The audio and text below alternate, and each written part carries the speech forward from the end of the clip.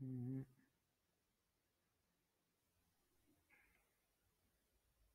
Donc, on va partager معكم document qui fait le cours. Donc, pour la partie quelques définitions, on va essayer de voir quelques définitions utilisées en informatique que vous devez connaître pour utiliser un ordinateur ou d'autres logiciels, tels que les langages. Donc, on a un langage informatique ou un langage de programmation. Donc, il est un ensemble de règles permettant de communiquer avec l'ordinateur. C'est-à-dire que vous utilisez le langage humain, ça veut dire les langues français, anglais, pour communiquer avec les autres qui maîtrisent la même langue que vous, comme par exemple l'arabe, français, anglais ou une autre langue que vous utilisez pour communiquer avec les êtres humains.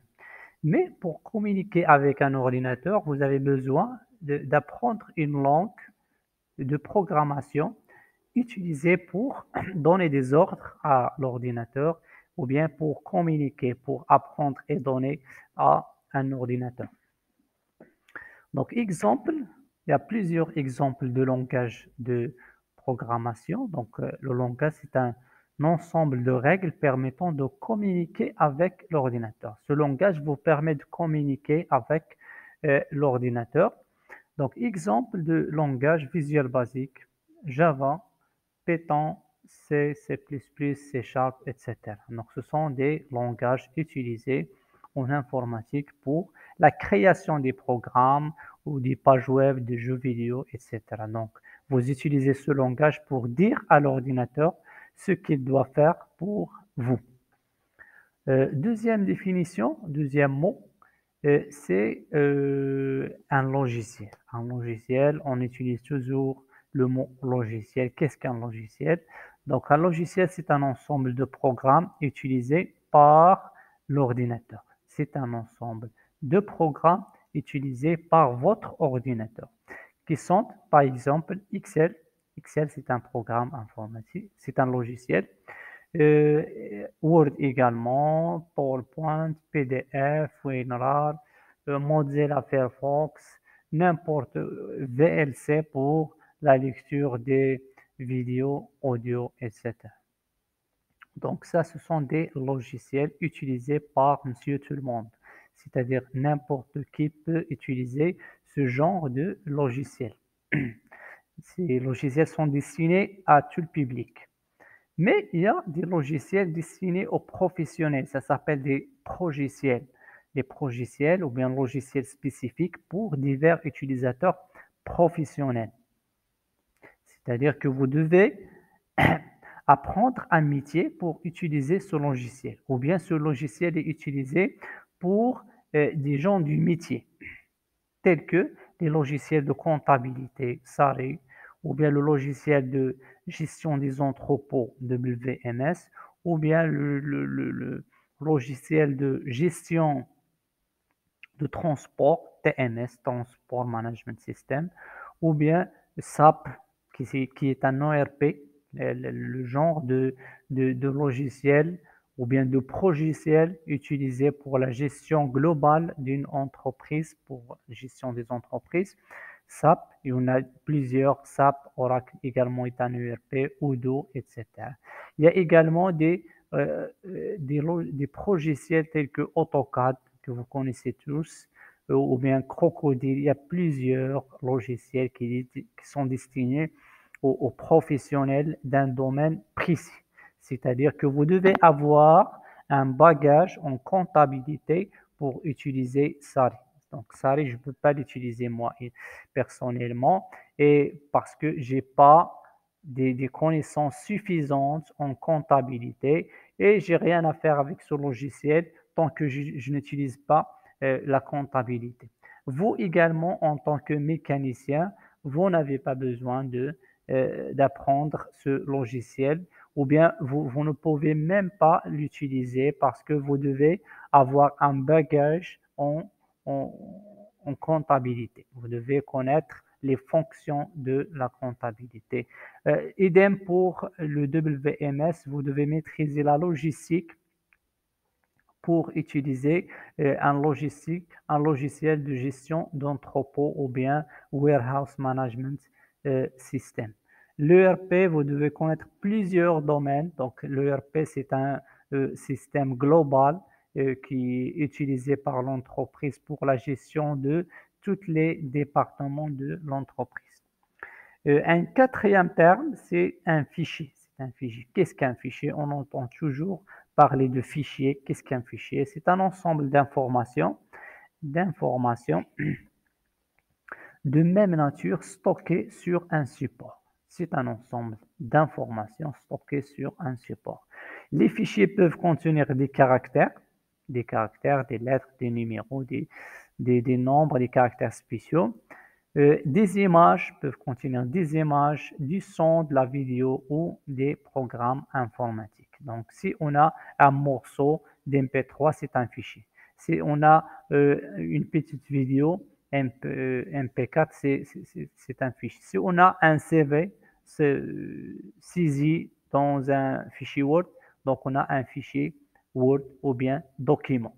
Si on a un petit tableau saisi sur Excel et enregistré, donc on a un fichier Excel ou bien un classeur.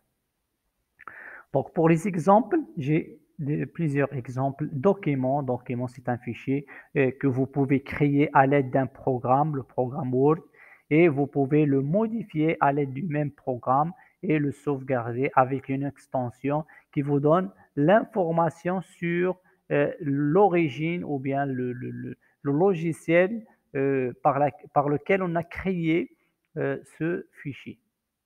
C'est-à-dire donc le document .docx. Les fichiers se terminent par une extension qui nous donne l'information sur le programme utilisé pour lire et écrire ce type de fichier. Donc, on a des documents, c'est un type de fichier. Les classeurs, ce sont les fichiers créés par Excel. Les présentations, ce sont les fichiers créés par le logiciel PowerPoint pour des présentations. On les appelle des présentations ou bien fichiers PowerPoint. Les fichiers PDF que vous connaissez tous, donc un fichier PDF que vous utilisez pour lire vos cours, par exemple. Les pages web, ce sont également des fichiers, une page web que vous pouvez télécharger et stocker sur votre ordinateur pour une utilisation hors ligne. Ça s'appelle fichier. Les images, ce sont également des fichiers. Une image, c'est un fichier. Vidéo, c'est un fichier. Audio, par exemple, c'est un fichier, etc. Donc, fichier audio, etc. Un support, on a déjà dit ici un support, sauvegarder sur un support. Qu'est-ce qu'un support? Un support, c'est un dispositif qui permet de faire quoi? De garder une trace de la donnée. Ça permet de garder une trace de votre donnée. C'est-à-dire, ces supports vous permettent de sauvegarder vos fichiers pour une utilisation ultérieure. Donc, de l'enregistrer et de la restituer, ça veut dire récupérer ce fichier.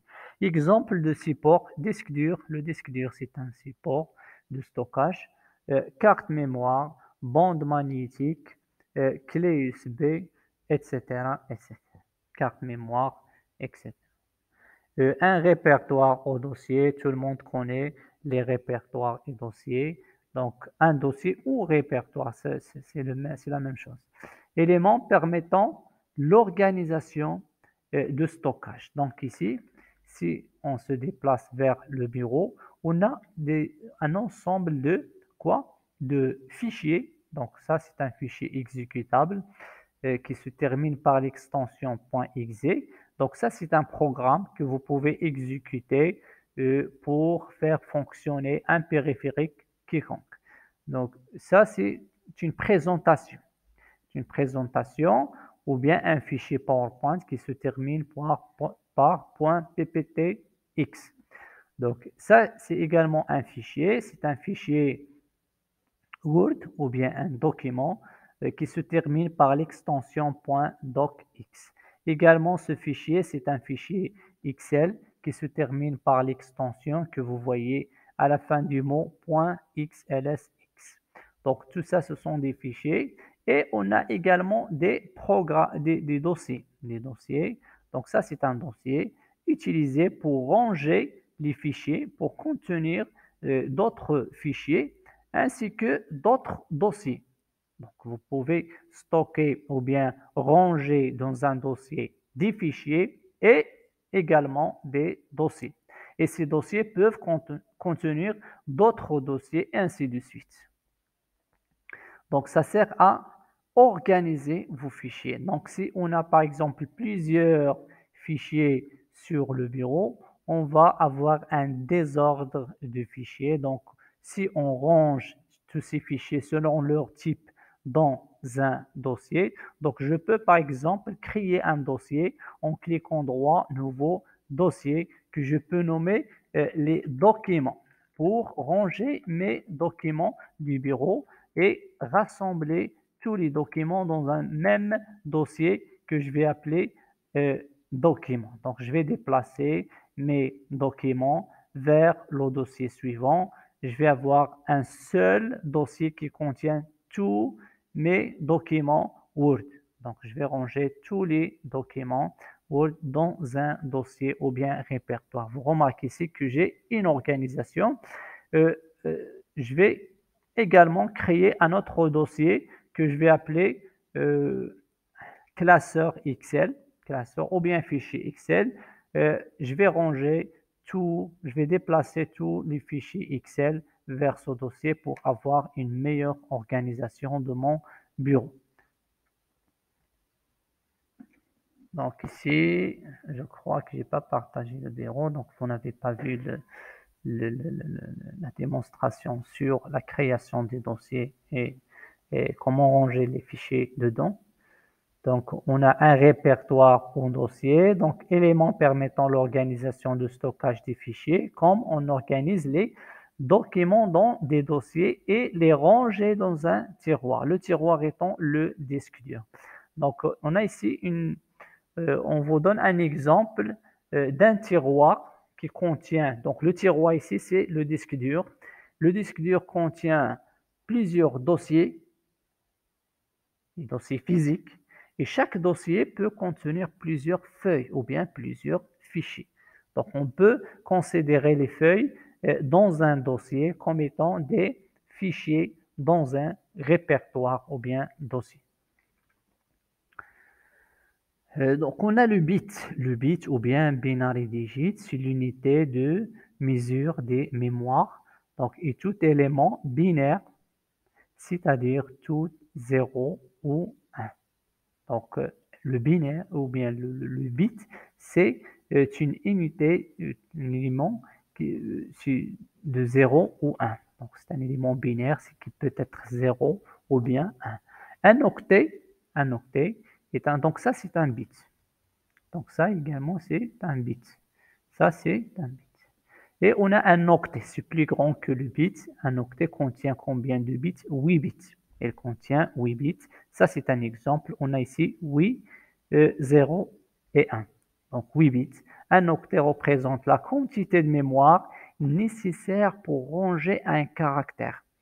Donc, c'est la quantité qui nous permet de ranger un seul caractère. Par exemple, A, le A, ou bien le B, ou bien le C, ou bien le 10 peut être rangé dans un octet comme celui-là et qui peut être transformé en un ensemble de 0 et 1. Ça s'appelle un octet.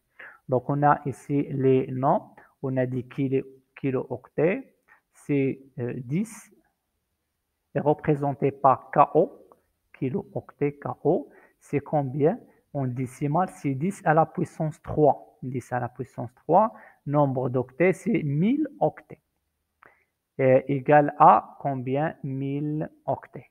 Et mégaoctet, c'est combien? MO. Le symbole du mégaoctet, c'est MO. C'est 10 à la puissance 6. c'est combien d'octets? C'est 1 million d'octets ou bien 1000 kilo-octets. 1000 kilo-octets. Gigaoctet, c'est 10 à la puissance 9. C'est 1 milliard d'octets. C'est combien? C'est 1000 mégaoctets. C'est 1000 mégaoctets. On a également téraoctet, pétaoctet, hexaoctet, zétaoctet et yataoctet. Donc, c'est un grand nombre d'informations. Ces unités de mesure sont fréquemment utilisées pour indiquer les tailles ou capacités des mémoires.